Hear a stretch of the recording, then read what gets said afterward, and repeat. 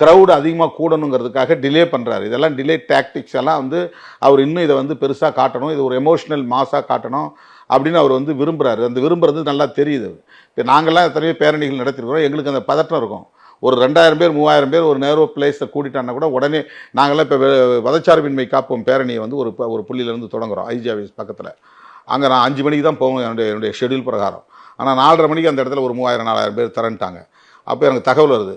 நான் 4:30 அந்த இடத்துல போய் நின்றுட்டு பொதுவாக 5 மணின்னு சொன்னால் 6 மணிக்கு தான் பேரணி தொடங்குவாங்க, 7 மணி தான் தொடங்குவாங்க.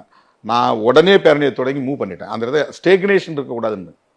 அந்த இடத்துல வந்து ஒரு 5000 பேர் நின்னாக 10,000 பேர் நின்னா கூட ஸ்டாம்பீடு வரும், அவ்வளவு மோசமாக இருக்கும். இப்போ அந்த இடத்துல நான் வந்து கும்பல் தேங்கி நிற்கக்கூடாதுங்கிறதுக்காக நான் முதல்ல போய் நின்று ஒரு முழக்கத்தை எழுப்பி அங்கேருந்து நான் மூவ் ஆகி நடக்க ஆரம்பிச்சிட்டேன். இறங்கி நான் நடக்க ஆரம்பிச்சிட்டேன்.